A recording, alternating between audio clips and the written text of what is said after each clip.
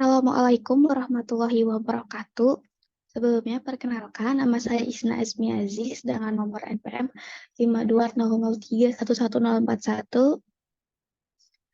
Di sini saya akan sedikit mempresentasikan tentang kriptografi, enkripsi, dan dekripsi.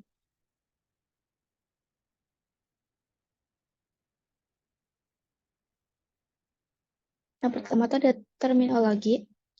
Kriptografi itu merupakan ilmu dan seni untuk menjaga pesan agar aman. Kripto itu berarti secret atau rahasia, dan grafi adalah writing atau tulisan.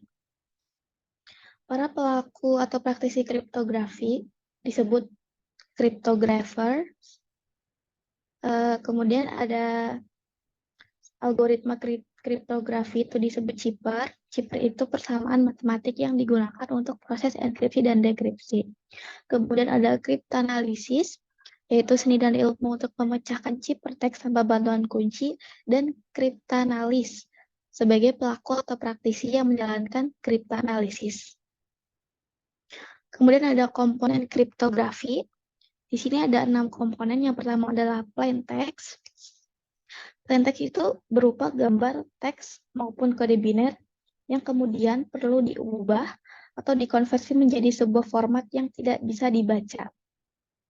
Dan nantinya hanya mereka yang berwenang saja yang memiliki otoritas untuk membuka pesan rahasia ini. Kemudian yang kedua ada algoritma enkripsi. Algoritma enkripsi merupakan sebuah proses matematis yang mengubah plain text agar menjadi sebuah data yang tidak bisa terbaca, termasuk ciphertext, dengan menggunakan kunci enkripsi tertentu. Yang ketiga ada ciphertext. Ciphertext adalah plain text yang sudah dienkripsi dan hasilnya akan berubah hasilnya disebut ciphertext. Algoritma dekripsi. Algoritma ini merupakan sebuah proses matematis, hanya saja yang membedakannya dengan algoritma enkripsi adalah tujuannya. Algoritma deskripsi itu dalam prosesnya akan menghasilkan sebuah plain text unik untuk ciphertext serta kunci dekripsi, di mana ciphertext dan kunci deskripsi tersebut akan diproses sebagai masukan atau input dan plain text sebagai hasil atau output. Yang kelima ada kunci enkripsi. Dalam proses enkripsi pastinya membutuhkan kunci atau bisa disebut key. Nah, itu tuh disebut kunci enkripsi. Kemudian ada kunci dekripsi. Kunci ini tujuannya untuk memproses ciphertext agar kembali menjadi plain text alias pesan aslinya.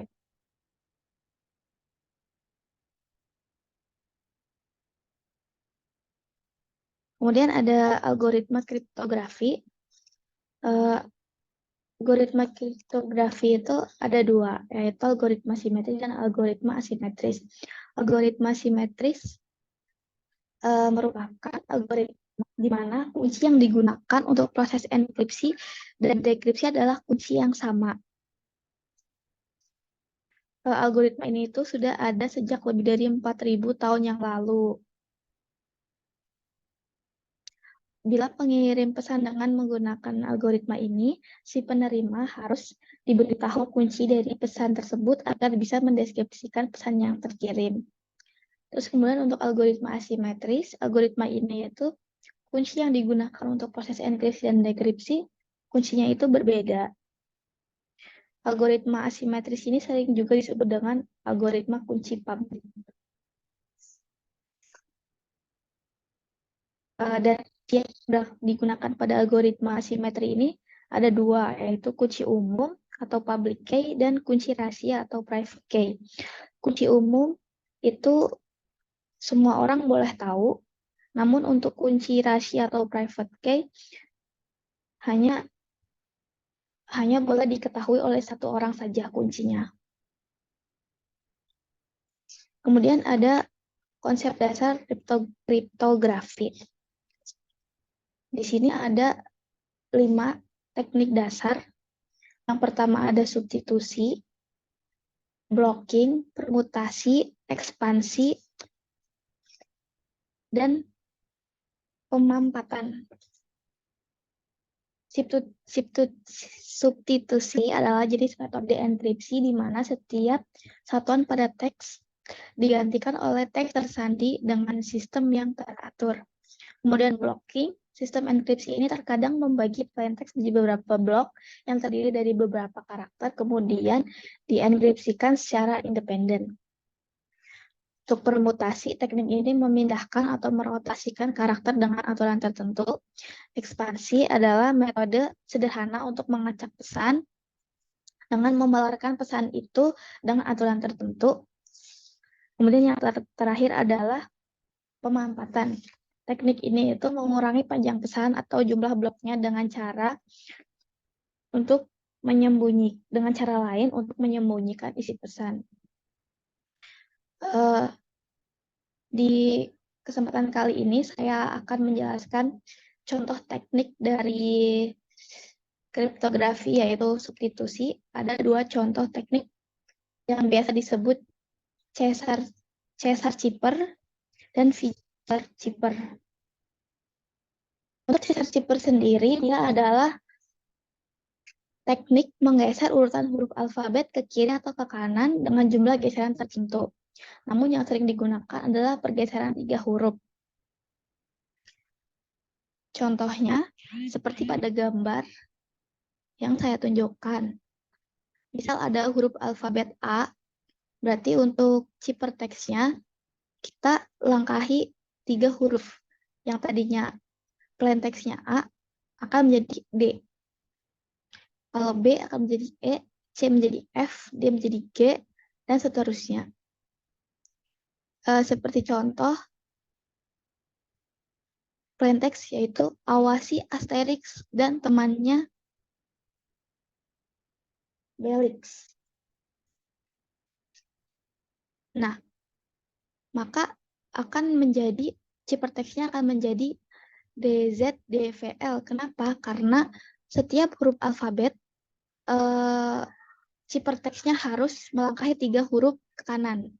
Jadi kalau A menjadi D, W menjadi Z, A menjadi D, S menjadi V, I menjadi L, dan seterusnya.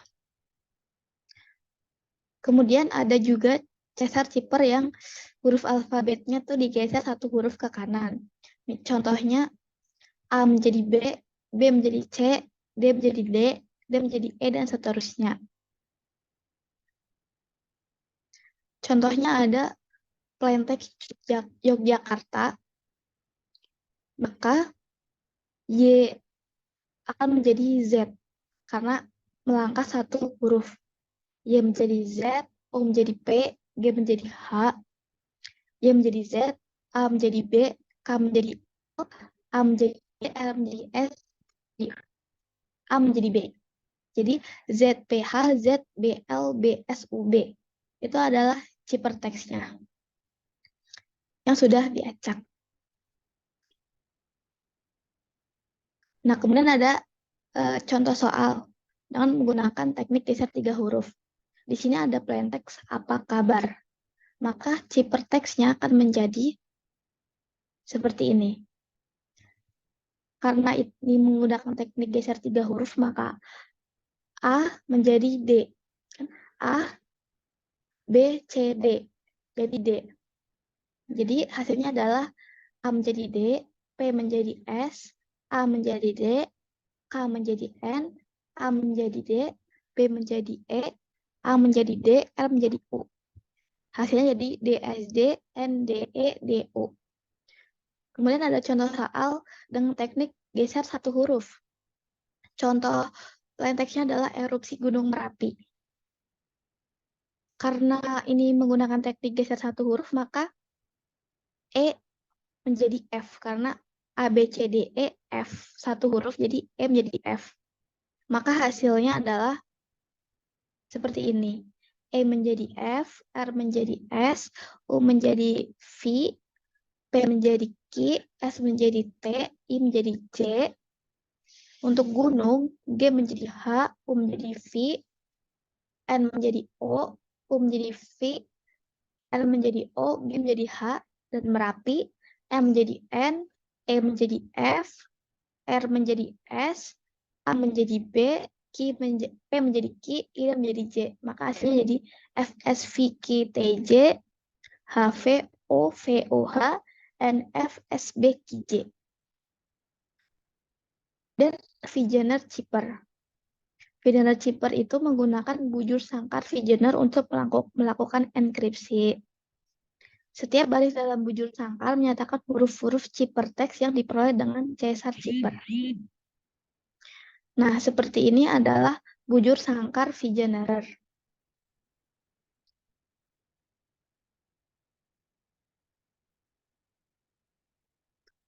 Keterangannya, jika panjang kunci key melebihi panjang plaintext, maka kunci diulang secara periodik.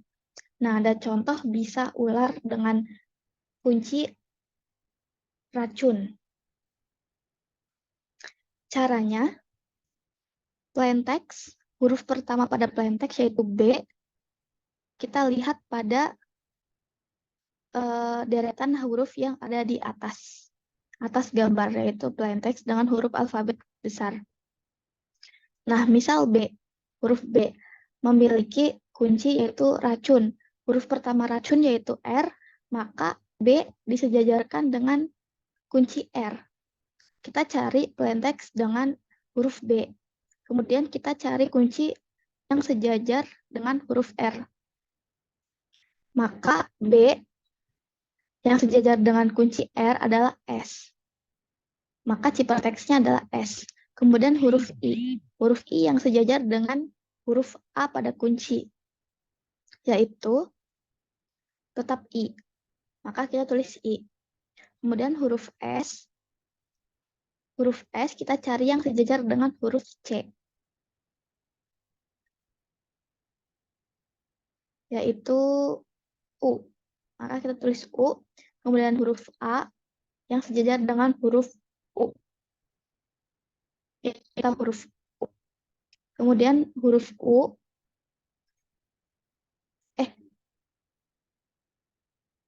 Huruf A yang sejajar dengan huruf U menjadi U. Kemudian huruf U yang sejajar dengan N.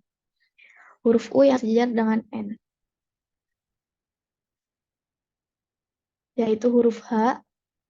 Kemudian L yang sejajar dengan apabila kata kuncinya sudah habis, maka diulang lagi ke huruf yang awal secara periodik. Maka huruf L ini sejajar dengan huruf R yang ada pada K, karena dia sistemnya diulang. Huruf L yang sejajar dengan huruf R, yaitu huruf C. Kemudian huruf A yang sejajar dengan A, dan huruf R yang sejajar dengan C. Maka ciphertextnya akan menjadi SIUU-HCAT. Nah, seperti itu penjelasan untuk Vigener Chipper. Mungkin hanya itu saja yang bisa saya sampaikan. Apabila banyak kekurangan, mohon maaf sebesar-besarnya. Saya akhiri. Wassalamualaikum warahmatullahi wabarakatuh.